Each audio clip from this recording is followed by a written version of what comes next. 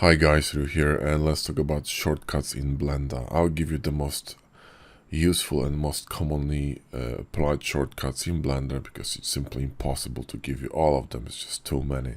So let's talk about the basics.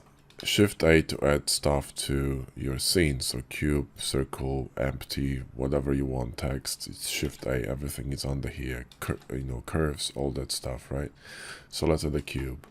Now movement is G, you press G and you simply move your mouse, rotate R and scale S, right? Duplicating object, Shift D or Alt D, depending on what you want to do. Alt D is simply linking both objects together. So if I go to edit mode and apply the changes, like here you see, they're all linked together. And when you do a Shift D, a duplication, they're not linked together. So that's that. If you want to select everything, you press A, X to delete, okay? So if you have multiple objects, right, you can select them with A and deselect them with pressing A twice.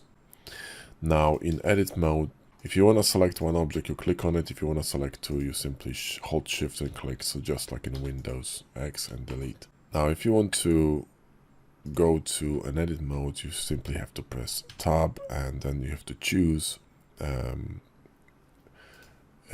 between 1, 2, 3. So 1, 2, 3 in Blender gonna bring you to vertex, edge or face orientation. However, I'm using machine tools, so my shortcuts are different. I simply move my mouse and that's it. I don't need any shortcuts and it's much quicker. Now in edit mode, I for inset, E for extrude, S for scale, R for rotate, G to move. Then you have a Control B to bevel an edge and Control Shift B to bevel a vert. And I think this should cover that. Okay, another shortcut that's important, which is Alt A. So after you scale something in object mode, Alt A to apply, for example, rotation scale, but usually we apply scale. So then, for example, stuff like bevels can work properly, because without applying this scale, right, bevel's gonna look weird. Let me show you. See what I mean? So when you apply scale, it works as intended.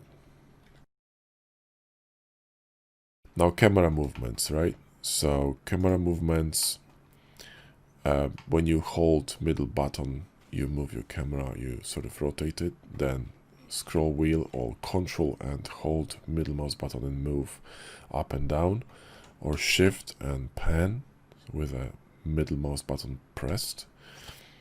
So these would be the main movement shortcuts. N would be for end panel on the right side, T would be for the left hand side panel. These are quite important. Another important shortcut that you should definitely know of is Alt Z, which is basically going back in time. So let's say I bevel this and rotate it, right? But I don't like it, so if I press Alt Z twice, I'm gonna go back to the cube state. So simply revert what you've done. You can set up the amount of steps of history in under system. Yes, here, undo steps. So you can set it up. Another very useful shortcut would be H. So H will hide stuff in your scene and Alt H would bring it back. / will bring stuff to local view, and / again will bring you back to the main scene. This is very useful when you want to do some strategic editing. So you bring it to local view and then you bring it back. The same with hiding. And you can do hiding, you can hide stuff in edit mode as well. So you can hide it and then Alt H to reveal it. It's just like masking in Photoshop, similar thing. Another useful shortcut that you might want to know is M. So when you have something selected and you press M, you can add this object to a new collection. Let's type it new. And if I click OK, you can see that a new collection was created with this cube in it. So now I can actually turn off the whole collection. So this is really useful when you want to organize your stuff in your scene.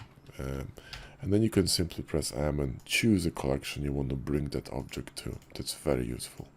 Then you have movement on the on the axis. So I told you that you could move stuff with G, but if you press G and Z, you're gonna move it on Z axis. Then when you press Y, it's on Y, and X is on X. However, if the object is rotated, right, to quickly access this local axis, you press GZ and Z once more, and then you have orientation on local axis. So this would be X, and this would be Y, so YY.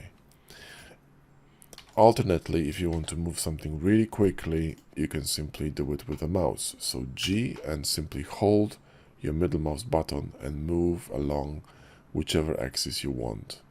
So this acts like, for example, GZ or GY. And if you release this, it's gonna get locked to an axis. But if you hold your button again, by moving your mouse, you can decide which axis you want to move it on. That's also quite useful.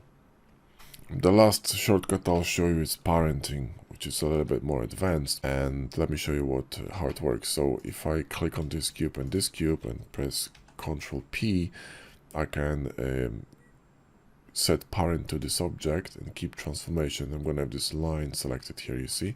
So now this object is a parent, and if I move it, this one will move with it. So whatever I do with this object, you see, this one will move.